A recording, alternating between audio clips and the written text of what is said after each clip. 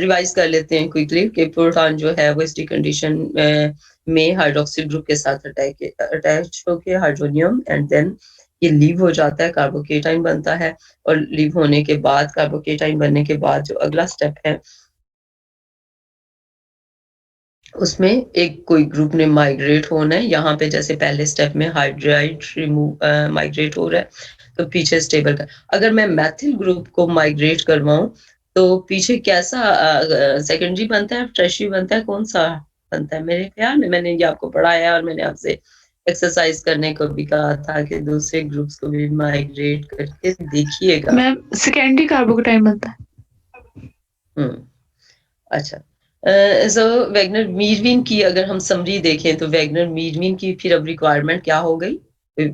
Need a good living group to create a carbocation, then the adjacent carbon carrying groups can provide a migratory group, or a migratory group will migrate or to fulfill the deficiency of carbocation and to give us a more stable carbocation, which is usually tertiary carbocation. अगर secondary है तो फिर उससे tertiary ज्यादा stable होगा, अगर primary है तो सेकेंडरी ज्यादा स्टेबल होगा। सो डिपेंड कि वो क्या है। ये जो माइग्रेटरी ग्रुप्स हैं ये अल्किल, एरिल, एच कोई से ग्रुप हो सकते हैं, और माइग्रेशन का डिसीजन हमने किस चीज पे करना है, डिपेंड कि जो कार्बोकेटाइन क्रिएट हो रहा है वो कितना स्टेबल कार्बोकेटाइन बन रहा है। After creation of carbocation, we have two choices in Wagner-Meerwin rearrangement. One is that elimination is going to take place and we will get a substituted alkene. The second possibility is if we provide directly a nucleophile, then a nucleophilic substitution is occurred there. तो ये दो possibilities just summary मैंने आपको Wagner मीरविन की करवाई है। Hopefully आपको basic concept Wagner मीरविन का समझ आ गया होगा। शुरू की रीअरेंजमेंट्स में मैं टाइम थोड़ा सा स्पेंड कर रही हूँ, वो इसलिए कि एक दफा आप मेरे साथ चलने के आदी हो जाएं, फिर उसके बाद इंशाल्लाह हम दोनों की साइडों की स्पीड जो है वो सेम हो जाएगी। आप सब लोग अपने पास रजिस्टर और कॉपी तो रखते हैं ना, पेन कॉपी लिखना मटेरियल? यस। Yes ma'am. हाँ, साथ जरूर रखें क्योंकि मैं चाहती होती हूँ कि आप थोड़ी थोड़ी सी एक्सरसाइज साथ साथ करते जाएं, क्योंकि हम क्लासरूम में नहीं पढ़ रहे तो ये थोड़ा सा प्रॉब्लम है। अब यहाँ देखिए, हमारे पास लिविंग ग्रुप है, पहले स्टेप में मेंशन्ड है कि लिविंग ग्रुप है। स्टेप करें जरा क्विकली, प्रोडक्ट कैसे बना है अपने पेजेस पे। और जब कर स्टेप्स लिखने हैं एरोज लगा के, एडवोकेटाइन को क्रिएट करवा के, माइग्रेशन को शो करके, अगला स्टेप न्यूक्लियोफिलिक सब्स्टिट्यूशन का हुआ है वो शो करके, तो फिर आपने लिखना।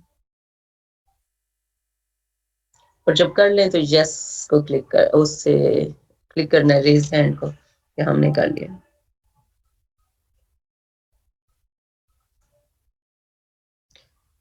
एक स्टूडेंट एब्सेंट है, अगर नवेरा नहीं, नम्रा नम्रा नोट कर सकें कि कौन सा स्टूडेंट एब्सेंट है।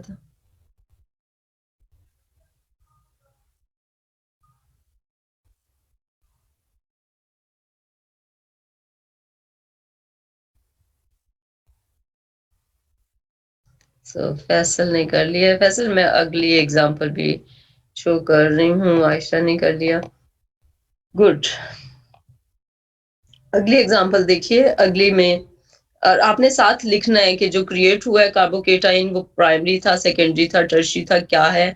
जब रीअरेंज हो गया है तो फिर अब कौन से वाला कार्बोकेटाइन बना है वो उसके साथ लिखना है आपने। अगली एग्जांपल मैं शो कर चुकी हूँ, अगली एग्जांपल को भी इसी तरह से आपने अटेम्प्ट करना है।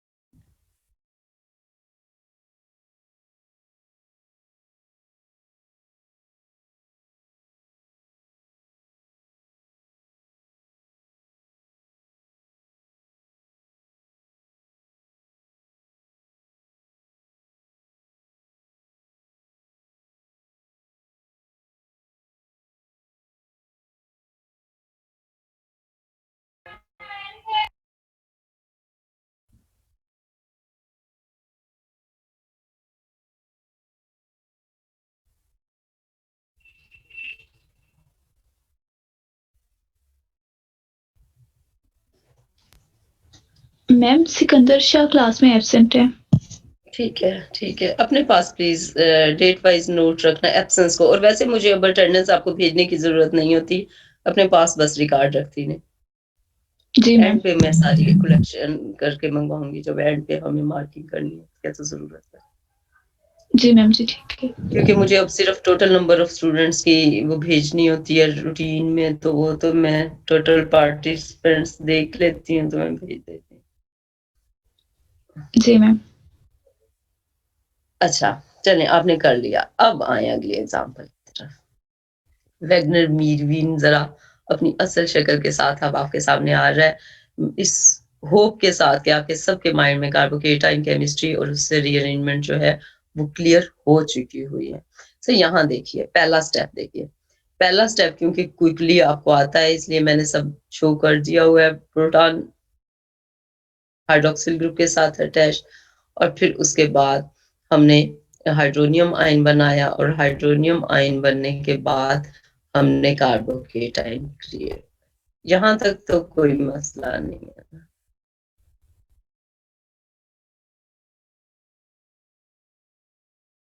यस, यहाँ तक सबकी समझ में आता है ना? यस। अच्छा, अब यहाँ आगे जो मैं आपसे चाह रही हूँ वो ये कि एरो लगा हुआ है और वो क्या शो कर रहा है कि मैथिल ग्रुप माइग्रेट कर जाए। ठीक है, मैं आपसे ये पूछना चाहती हूँ कि ये कार्बोकेटाइन है तो कहाँ कहाँ से माइग्रेशन का चांस है इसके पास? एक सिर्फ शो हुई है मैथिल की माइग्रेशन, और कहाँ कहाँ से ग्रुप माइग्रेट हो सकते हैं? फैसल ने रेज हैंड कर दिया, सो फैसल बचे करो एक्सप्लेन जरा। मैम एक हाइड्रोजन जो ये ब्रिज हेड है वहां से हो सकता है। ठीक है, एक ब्रिज हेड से हाइड्रोजन, इसके अलावा कोई है possibility? No ma'am, bridgehead पे कार्बोकेटाइन स्टेप नहीं होता, वो हम नहीं बना सकते, वहां से रिमूव नहीं कर सकते। नहीं कर सकते, लेकिन इस वक्त मैं सिर्फ ये बात कर रही हूँ कि कहाँ कहाँ से ट्रांसफरिंग पॉसिबल है। ठीक है, आपकी बात बिल्कुल ठीक है, हम कर नहीं सकते, लेकिन एक ऑप्शन है जो हम रूल आउट कर देंगे कि हाँ नहीं हो सकती। अब ये मैम देखें एक जो मैंने अल्काइल आपको शो किया है, अब इसको हाँ ठीक है।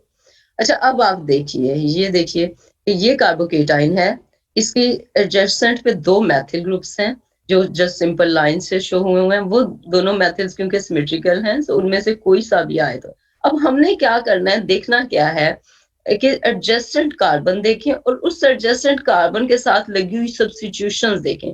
तो पहली जो सब्स्टिट्यूशन है जो ऊपर वाली कार्बन है जिसके साथ दो मैथिल्स लगे हुए हैं, उसके साथ तीसरी सब्स्टिट्यूशन क्या है? बी ग्रुप, यानी ये भी एक ग्रुप है और एज अल्किल ग्रुप ट्रांसफर हो सकता है, और इसको हम बोलते हैं सिग्मा शिफ्ट, यानी सिग्मा बॉन्ड पूरे का पूरा अगर शिफ्ट हो जाए तो वो सिग्मा शिफ्ट है। सो ये बी ग्रुप भी माइग्रेट हो सकता है।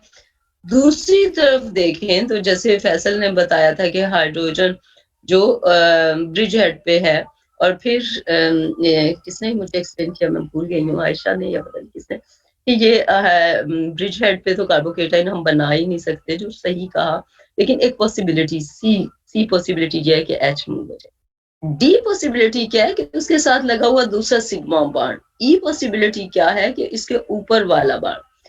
सो मेरी आपको असाइनमेंट ये है कि आपने ये सारी बॉन्डिंग बारी बारी शिफ्ट करके देखना है कि अब क्या प्रोडक्ट बन रहा है और उस प्रोडक्ट का क्या एडवांटेज या डिसएडवांटेज है। ठीक है, आपने सब करके देखें अपने हाथों से कि क्या शिफ्ट करने के बाद क्या बनता क्या है। मेथिल सबसे आसान है शिफ्ट, बाकियों में साइज जो है वो रिंग स्ट्रेन क्रिएट हो जाती है। एच तो वैसे ही हमने रूल आउट कर दिया कि हमने ब्रिज हेड पे नहीं लाना कार्बोकेटाइन। बाकी जो ग्रुप्स हम माइग्रेट करें तो रिंग का साइज छोटा हो जाता है, और यहाँ पे एक क्लियर 6 मेंबर रिंग हमें नजर आ रहा है, एक 6 मेंबर है, एक 5 मेंबर है। सो उससे अगर हम छोटा कर देंगे तो रिंग स्ट्रेन आ जाती है, उसकी वजह से वो बनेंगे नहीं। लेकिन आपने अपनी प्रैक्टिस के लिए बनाने हैं, अगर मैं क्लासरूम में होती तो मैं अपने सामने आपको बनवा के देखती थी कि आपने क्या बनाए। अब यही थोड़ा सा मुझे ये ऑनलाइन का डिफरेंस लगे, अदरवाइज तो मुझे लगता है ऑनलाइन भी कोई इतना बुरा सिस्टम नहीं है, अच्छा चल रहा है हमारा। लेकिन जो क्लास में मैं एक्सरसाइज खुद से देख लेती थी तो उससे मुझे तसल्ली होती थी कि बच्चों ने कर लिया। अच्छा यहाँ देखें, जो सबसे फिजिबल माइग्रेशन है वो मैथिल की है, जो यहाँ शो हुई है। मैथिल ग्रुप माइग्रेट हुआ। मैथिल ग्रुप जब माइग्रेट हो जाएगा तो कार्बोकेटाइन क्रिएट होगा, और अगर हम उसे न्यूक्लियोफाइल नहीं प्रोवाइड कर रहे तो H ग्रुप जो है वो रिमूव होके अल्कीन होगा। तो यहाँ दूसरा क्वेश्चन मेरा आपसे ये होगा कि कार्बोकेटाइन जो है तो वो एलिमिनेशन का कहीं और चांस है? मैम हाइड्रोजन ही है, लेकिन वहाँ पे बन नहीं सकता, वही हाँ, ब्रिज हेड वही की वजह ब्रिज से। हेड की वजह से बन नहीं सकता। हाइड्रोजन है उसके नेबरहुड पे, ये ऊपर वाली H जो है अवेलेबल है, लेकिन ब्रिज हेड की वजह से हम उधर से हाइड्रोजन को रिमूव नहीं करेंगे, उधर की नहीं बनाएंगे। और तो ये साथ स्ट्रक्चर अपने मिथाइल सामने आप लोग लिख लीजिए, इसकी सारी पॉसिबिलिटीज ड्रा कीजिएगा। और साथ मिथाइल से भी एक एलिमिनेशन हो सकती है। हाँ, दूसरी बहुत इंपॉर्टेंट जो फैसल ने रिमाइंड करवाई है कि जो मैथिल है इसके पास भी तो एक हाइड्रोजन है ना, क्योंकि ये CH3 है और ये भी इसकी बीटा पोजीशन पे है कार्बोकेटाइन की। सो वो भी आपने ड्रा करनी है अपने हाथों से प्लीज। रीअरेंजमेंट रिएक्शंस में मैं तो सब रिएक्शन मैकेनिज्म्स में यही कराती हूँ, लेकिन इस वक्त क्योंकि रीअरेंजमेंट पढ़ा रही हूँ तो रीअरेंजमेंट में मैं सब पॉसिबिलिटीज आपसे करवाती हूँ कि बन ये रहा है, ठीक है ये बन रहा है, हमें रीजन पता हो कि दूसरा क्यों नहीं बन रहा है। तो आपने सब पॉसिबिलिटीज देखनी है एलिमिनेशन की भी, और ये जिन स्ट्रक्चर्स में मैं बोलूं या ना बोलूं आपने अपनी खुद से जब प्रैक्टिस करनी है तो आपने दूसरी पॉसिबिलिटीज भी हमें हर दफा हर रीअरेंजमेंट में, मैं जनरल आपको एडवाइस कर रही हूँ कि हर दफा आपने दूसरी पॉसिबिलिटीज दूसरे ऑप्शन की तरफ भी देखना है, दूसरे प्रोडक्ट की तरफ भी देखना है कि क्या बनता है, और फिर रीजन देखनी है कि क्या रीजन है कि वो नहीं ये बनता है। जो हम रूटीन में पढ़ते हैं जब हम ये नहीं कर रहे होते कि बाकी एक्सरसाइज कर लें, तो हम कर क्या रहे होते हैं, हम कहते हैं बनना ये है इसलिए हम इस रास्ते से जा रहे हैं। देखिए मॉलिक्यूल को क्या पता कि आप ये बनाना चाह रहे हैं तो इसलिए हम इस रास्ते से चले जाएं। मॉलिक्यूल अपना डिसीजन खुद ले रहा होता है और वो किसी रीजन की बेस पे ले रहा होता है कि उसको फेवर क्या चीज कर रही है। स्टेबिलिटी मेजर फैक्टर होता है जिसकी वजह से वो जा रहा होता है। तो हम कभी भी ये नहीं कह सकते कि मैंने प्रोडक्ट ये बनाना है इसलिए मैं इस रास्ते से चल पड़ूं, नहीं। ये डिसीजन मेरा नहीं होगा, ये डिसीजन मॉलिक्यूल का अपना है कि वो क्या बना रहा है, और फिर हमें रीजन पता हो कि वो क्यों बना रहा है। इसके सब बाकी पॉसिबिलिटीज जो है उसकी आपने एक्सरसाइज करके देखनी है। आपने देखना है कि बाकी कार्बोकेटाइंस कहाँ कहाँ बन सकते हैं, फिर आपने रूल आउट करते जाना है कि ये कार्बोकेटाइन इस वजह से लेस स्टेबल है, ये कार्बोकेटाइन इस वजह से लेस स्टेबल है, फेवर नहीं होगा। और फाइनली आपने डिसाइड यही करना है कि जो मेंशन कार्बोकेटाइन है ये ज्यादा स्टेबल है। इसी तरह से फिर जब आप एलिमिनेटरी प्रोडक्ट्स की तरफ आएंगे, सिर्फ इस एग्जाम्पल की बात नहीं कर रही हूँ, जनरल बात कर रही हूँ, तो आपने देखना है कि उसके पास कितनी बीटा कार्बन हैं, जितनी बीटा कार्बन हैं फिर उन सब पे आपने पहचाना है कि कहाँ कहाँ बीटा कार्बन पे हाइड्रोजन अवेलेबल है एलिमिनेशन प्रोडक्ट देने के लिए, और फिर वो सब अल्कीन्स बना के आपने डिसीजन लेने हैं कि ज्यादा स्टेबल अल्कीन्स है वो कौन सी बन रही है। दूसरी एग्जांपल, आइसोबोर्नियोल से कैम्फीन का बनना, ये सब जो वैगनर मीरविन की रीअरेंजमेंट है और कार्बोकेटाइन की रीअरेंजमेंट्स है, ये आप लोग मेरे ख्याल में नेक्स्ट सेमेस्टर में नेचुरल प्रोडक्ट केमिस्ट्री का कोर्स पढ़ेंगे। और नेचुरल प्रोडक्ट केमिस्ट्री मींस के नेचर जो कंपाउंड सिंथेसाइज करती है, जैसे ये जो सामने आपके कंपाउंड लिखा है नेचुरल प्रोडक्ट्स हैं, इसी तरह से बैक स्क्रीन पे भी जो कंपाउंड्स है ये नेचुरल प्रोडक्ट है, नेचर सिंथेसाइज करती है। प्लांट्स में, नेचुरल बॉडीज में ये अवेलेबल होते हैं। सो ये जब नेचर सिंथेसाइज करती है तो नेचर यूजुअली कोई भी रिजेंट्स इतने यूज नहीं कर रही होती, हाई फाई रिजेंट्स नहीं यूज कर रही होती जो हम केमिस्ट्री में यूज कर रहे थे। नेचर जो है वो एंजाइम्स यूज कर रही होती है और नेचुरल कंडीशंस यूज कर रही होती है, और उन कंडीशंस के अंदर ही वो एक से दूसरा कंपाउंड बना लेती है आसानी से, और वो ज्यादातर डिपेंड अट्रैक्शंस पे कर रहा होता है। किस तरह से वो खुद मॉलिक्यूल जो है वो ज्यादा स्टेबिलिटी की तरफ चला जाए। अब आप सामने एग्जांपल है आइसोबोर्नियोल की, और इससे हमने बनाना है कैम्फीन। कैसे बना है जरा क्विकली पास थ्रू करते हैं क्योंकि टाइम थोड़ा रह गया। पहला स्टेप देखिए, पहला स्टेप हम प्रोटोनेशन करेंगे हाइड्रोक्सिल की, और प्रोटोनेशन करके हाइड्रोनियम बना के रिमूव करके कार्बोकेटाइन बना, ठीक है। दूसरे स्टेप में अब हमारे पास अवेलेबिलिटी है कि हम क्या ग्रुप माइग्रेट करें। सो आपने करके देखना है। देखें ये कार्बोकेटाइन है, इसकी राइट साइड पे कार्बन है, उसके साथ मैथिल है, उसके साथ नेक्स्ट ग्रुप लगा हुआ है इसी तरह से, उसके ऊपर वाली कार्बन है, उसके ऊपर आप देखें तो हाइड्रोजन है। सो हमने उसके अकॉर्डिंग डिसीजन लेने हैं कि कौन सा ग्रुप माइग्रेट करता है। जब हम एक ग्रुप को माइग्रेट करें, अब हम किसको माइग्रेट करें, हम इसके साथ लगी जो कार्बन है उसके साथ लगा हुआ सिग्मा बॉन्ड इस वक्त रिमूव कर रहे हैं। ये जो सिग्मा बॉन्ड है उसको, अब इसके साथ मैथिल भी था, ऊपर भी सिग्मा बॉन्ड था और राइट में भी सिग्मा बॉन्ड था। हमने सिलेक्ट राइट वाला सिग्मा बॉन्ड किया। आपने करके देखना है कि अगर मैं ऊपर वाला सिग्मा बॉन्ड मूव करती तो तब क्या कंपाउंड बनना था, अगर मैं मैथिल को रिमूव करती माइग्रेट करती तो तब क्या बनना था। मैथिल का ऑफ कोर्स के आपने उसी रीजन की वजह से रूल आउट कर देना है कि वहां ब्रिज हेड पे मैं ला नहीं सकती।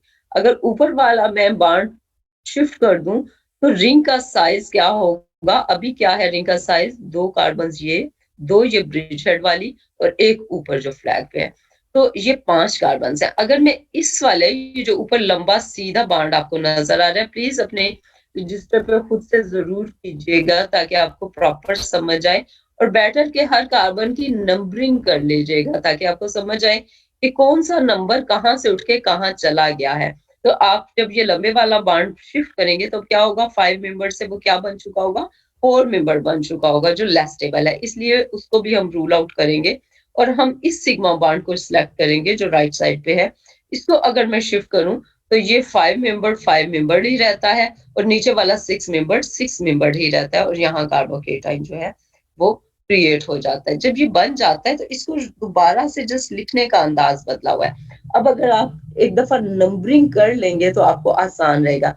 अब सिर्फ ये हुआ है कि 6 मेंबर जो है इस वाली कार्बन को, ये जो मैथिल वाली कार्बन है इसको उठा के हमने नीचे ले आए हैं, जैसे फ्लिपिंग होती है, जैसे आप चेयर की फ्लिपिंग सीखते हैं तो आप कहते हैं कि चेयर फार्म एक फार्म से दूसरे फार्म में चली जाती है, या आप कहते हैं कि वो बोर्ड फार्म में चली गई है, या वो दूसरी चेयर फार्म में चली गई है। तो इसी तरह से ये फ्लिपिंग है। आपने ऊपर वाला जो फ्लैग पोल वाली कार्बन थी उसको उठाया और उसको आप नीचे ले आए राइट साइड पे, और इसी तरह से जो जब ये नीचे आएगा तो इसके साथ एडजेसेंट कार्बन पे कार्बोकेटाइन है। सो प्लीज नंबरिंग कर लीजिएगा और नंबरिंग के बाद देखिएगा, और ये जो दरमियान में कार्बन थी ये उठ के अब ऊपर चली गई, जस्ट लिखने का अंदाज चेंज हुआ है। और उसके बाद जो है आप क्या कर रहे हैं कि आपने ये एक मैथिल, 2 मैथिल्स इधर, अब अगला स्टेप आपकी अल्कीन की जनरेशन का है। और